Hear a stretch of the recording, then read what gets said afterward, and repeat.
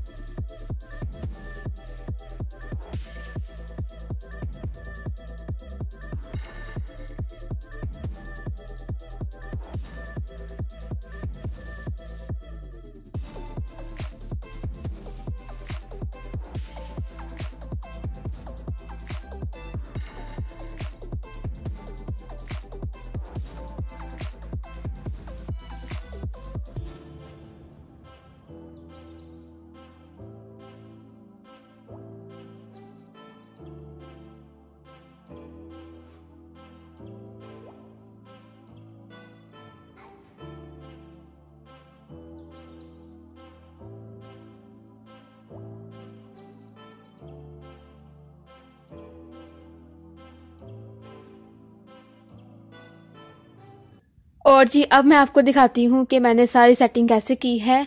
और ये देखें, ये जो है नमक का एक छोटा सा फूल बना हुआ है और बहुत ही खूबसूरत है और भारी भी बहुत ज़्यादा है। तो इसके अंदर जो है वो असल में ये लैंप है, तो इसके अंदर बल्ब था, तो जो है बल्ब वो मैंने साइड पर रखा हुआ है संभाल कर, क्योंकि ये ऐसे ही बहुत अच्छा लगता है। और रात के वक्त जो लैंप्स हैं वो वैसे भी अच्छे लगते हैं। तो ये नमक का लैंप है और इसमें से नमक की खुशबू आती है। और ये जो है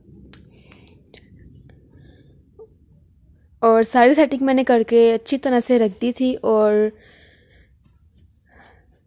जो सारे डिनर सेट हैं वो मैंने प्लेट्स, ट्रेज और जो उनके बाउल्स हैं वो एक साइड पे रख दिए हैं। और नीचे मैंने कप्स रखे हैं और शीशे के गिलास, शीशे के बाउल, और साथ ही मैंने ये सब कुछ ब्लू सेट भी मैंने एक जगह रख दिया है। और टोकरियां हैं कुछ जो रोटियां रखने के लिए या फ्रूट्स रखने के लिए, जब कोई मेहमान आता है तो इनमें फ्रूट्स रखें या इनमें जो है वो रुमाल में कवर करके रोटियां रखें, तो बहुत ही ऐसे खूबसूरत लगता है। हार्ड पार्ट से ज़्यादा मुझे ये जो इस तरह की टोकरियां हैं वो ज़्यादा अच्छी लगती हैं। और ये जो सेट है कप्स का, तो ये सेट जो है वो प्लेट्स, तो एक ही सेट है, तो मुझे जगह नहीं थी मिल रही, तो मैंने कप्स ऊपर रख दिए और इसकी जो प्लेट्स थी वो मैंने नीचे रख दिए हैं। और अब बारी है जी, सारा काम मैंने कर लिया था। तो मूली के पराठे मेरी मम्मा बना रही थी। और मूली के पराठे बनाने के लिए सबसे पहले मूली को उन्होंने कद्दूकश कर लिया था। उसके अंदर हरी मिर्चें, कुटी हुई थोड़ी सी लाल मिर्च इसमें शामिल की थी, पिसी हुई लाल मिर्च, नमक, अजवाइन, और इसका जो पानी था उसका मूली का पानी जो अच्छी तरह से निचोड़ लिया था। और मूली के पानी से ही हमने जो आटा गूंदा है वो मैं आपको आगे दिखाऊंगी। और अब मैं यहाँ पर हरी मिर्चें क्रश कर लूँगी। और हरी मिर्चें जो हैं वो मैं बारीक बारीक क्रश करूँगी, क्योंकि जो मुंह में आती हैं तो वो ज़्यादा मिर्च लगती हैं। और ये देखिए आटा, इसमें मैंने मूली के पानी से ही जो मैंने मूलियाँ हाथों की मदद से निचोड़ ली थी, तो उसका पानी मैंने आटे के अंदर ऐड करके उसको गूंदा है। और नमक, कलवंजी, अजवाइन और कुछ मूली के ज़रात हैं जो आटे के अंदर चले गए हैं। और एक आटे में भी बहुत अच्छा सा फ्लेवर आ जाता है, ऐसा लगता है कि प्योर जो है वो मूली के पराठे हैं। तो अब इसमें मैं पिसी हुई लाल मिर्च शामिल करूंगी और अच्छी तरह से मिक्स कर लूंगी।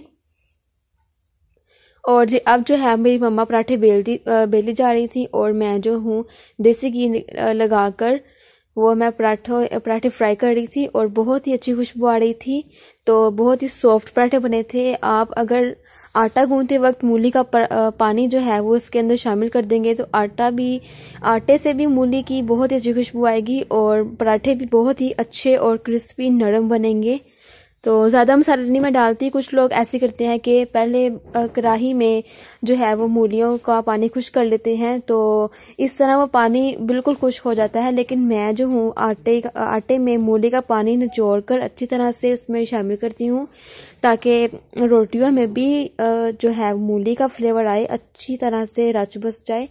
तो अब जो ये देखिए कितने क्रिस्पी और ऊपर से सर्दी और खाने के लिए जो है वो मूली के पराठे, तो क्या ही बात है। और बहुत ही मज़ा आया था पराठे खाने का। और साथ मैंने दही का रायता भी बनाया था। और जो है मेरी मम्मा बेलती जा रही थी और मैं घी लगाकर फ्राई करती जाऊंगी। और साइडों पर मैं पहले घी लगा लूँगी ताकि साइडें जो हैं वो अच्छी तरह से पक जाएं। अक्सर ऐसे होता है कि साइडें हमारी कच्ची रह जाती हैं और दरमियान से पराठा पक जाता है। तो अच्छा सा जो मैं ज़्यादा सारा घी लगाऊंगी, क्योंकि मैं शुरू से ही जब भी कोई पराठा बनाती हूँ, सादा पराठा बनाती हूँ या कोई दूसरा, तो मैं ज़्यादा घी लगाती हूँ ताकि पराठे का अच्छी तरह से फ्लेवर आए और खाने का भी मज़ा आए। तो वैसे भी पराठा हेल्दी होता है, तो इसी वजह से मैं ज़्यादा घी लगाती हूँ। लेकिन इतना ज़्यादा भी मैं नहीं लगा देती कि वो ज़्यादा ही कुछ हो जाए पराठे में ऑयल।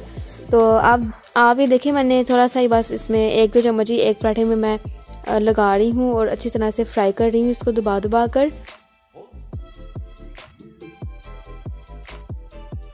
और सारे पराठे बहुत अच्छे बने थे, उनमें कलर जो है वो बहुत ही अच्छा आया था। और गैस नहीं था तो मैंने साथ ही सिलेंडर लगाया हुआ है और सिलेंडर से ही सर्दियाँ गुजरती हैं, बिल्कुल भी गैस नहीं आता। आज तो बारिश हो रही थी और जिस दिन बारिश हो रही हो उस दिन बिल्कुल भी गैस दम जितना भी गैस नहीं आता। और जिस दिन धूप निकल रही हो तो थोड़ा सा गैस आ ही जाता है, लेकिन सिलेंडर के बगैर सर्दियों में बिल्कुल भी गुजारा नहीं होता। और यहाँ पर जी है अब मैं पराठे जल्दी जल्दी से बना लूँगी क्योंकि भूख लगी हुई थी, काम भी बहुत किया था और बारिश भी हो रही थी, सर्दी भी बहुत लग रही थी।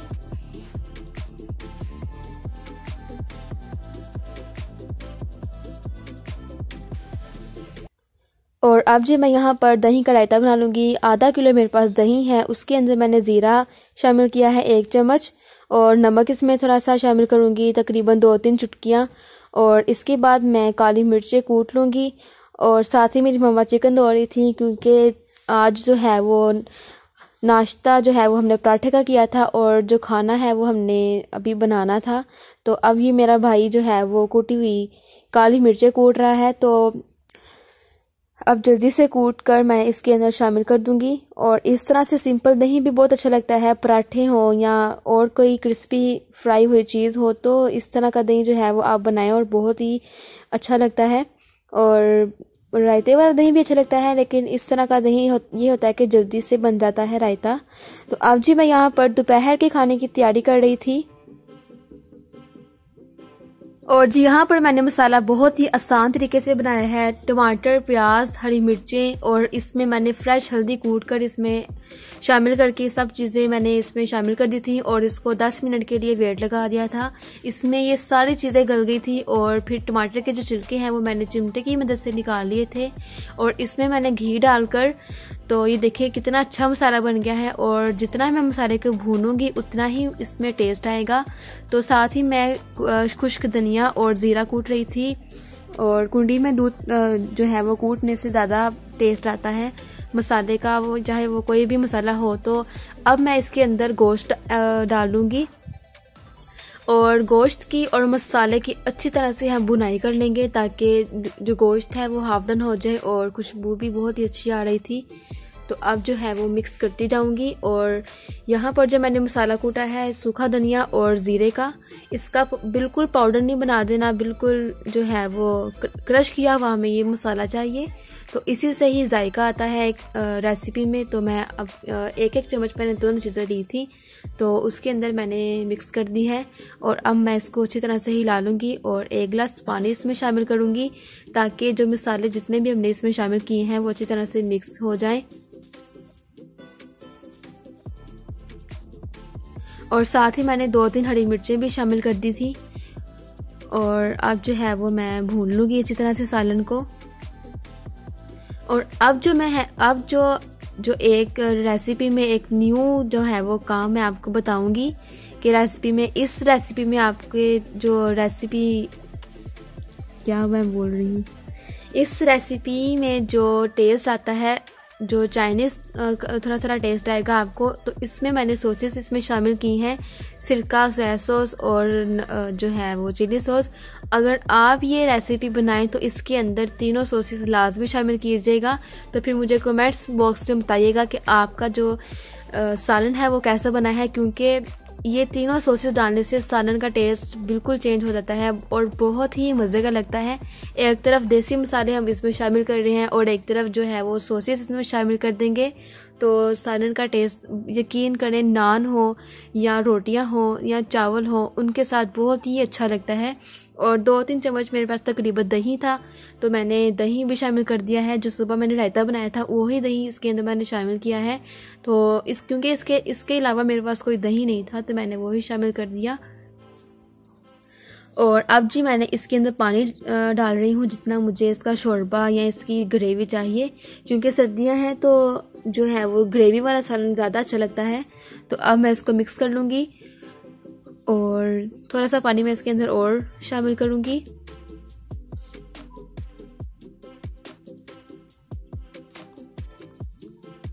और अच्छी तरह से साइडें साफ़ करके मैं इसको 10 से 15 मिनट के लिए वेट दे दूँगी ताकि गोश्त अच्छी तरह से गल जाए और जो है वो मसाला और सारी चीज़ें इसी तरह से गल जाएं और ऑयल भी ऊपर आ जाए। तो यहाँ पर जी है मैं अच्छी तरह से वेट को लगा दूँगी। और ये देखें माशाल्लाह हमने खाना खा लिया था तो थोड़ा सा सालन रह चुका था तो मैंने सोचा मैंने आपको दिखाया ही नहीं, तो अब मैं आपको दिखाऊं। और खाना खाने के बाद जी है चाय मैं लाजमी, मैंने पहले भी आपको व्लॉग्स में बता दिया था कि चाय मैं लाजमी बनाती हूँ खाना खाने के बाद। तो यहाँ पर मेरे पास तकरीबन दूध था, आधा किलो से कम ही था, और उसके अंदर मैंने थोड़ा सा पानी शामिल किया था। और अब जो है वो मैं चाय में पत्ती और शामिल कर लूँगी, और साथ साथ जो है किचन वो भी क्लीन करती जाऊँगी। किचन क्लीन ना करें तो बहुत ही गंद पड़ जाता है, और फिर ज़्यादा गंद हो जाए तो दिल नहीं करता साफ़ करने का, क्योंकि आज जो है वो सर्दी थी तो मेरा बिल्कुल भी दिल नहीं था कर रहा कि मैं जो है वो किचन को क्लीन कर दूं, क्योंकि जो है मेरी आपी जो सिस्टर बड़ी है वो घर नहीं थी, तो जो भी काम था वो मैंने ही करना था, और जल्दी से मैं बस काम कर लूँगी। और चाय जो है वो साथ साथ पक रही थी।